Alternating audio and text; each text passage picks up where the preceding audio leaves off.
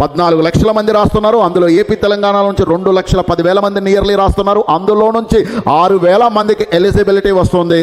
In the total 66,000 అందరూ IITians. No dear. 6,000 మందిలో కొంతమంది ఐఐటీస్కి వెళ్తారు, కొంతమంది ఎన్ఐటీస్కి వెళ్తారు, కొంతమంది ట్రిపుల్ ఐటీస్కి వెళ్తారు, కొంతమంది రిమైనింగ్ వాటికి వెళ్తారు. అయితే నువ్వు జాగ్రత్త పడాల్సింది ఏంటంటే ఈ 6,000 మంది పోయిన తర్వాత మరి రిమైనింగ్ నియర్లీ ఉన్న 2 lakh పీపుల్ ఎటు పోవాలి? ఈ క్వశ్చన్ నీకు నువ్వు ఒకసారి వేసుకోవాలి. ఎస్పెషల్లీ పిల్లలు చాలా ఓవర్ కాన్ఫిడెంట్గా ఉండొచ్చు, లేదా చాలా అండర్ కాన్ఫిడెంట్గా ఉండొచ్చు. యాజ్ ఎ పేరెంట్గా you people should be very careful, very కేర్ఫుల్గా ఉండాలి యాజ్ ఎ పేరెంట్గా.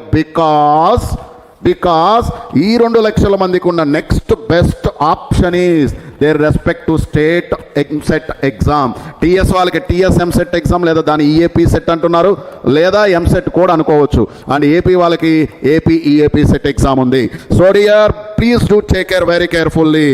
ఒక్కసారి మనకి గనక జేఈ మెయిన్స్లో అటు ఇటు ఉన్నామంటే మాత్రం ఒళ్ళు దగ్గర పెట్టుకొని ఫోకస్ అంతా దేని మీద పెట్టుకోవాలంటే మనం ఎంసెట్ మీద పెట్టుకోవాలి. పెట్టుకోకపోతే ఏమవుదు సార్, నెక్స్ట్ లాంగ్ టర్మ్కి రావాల్సి వస్తుంది. I hope you got it.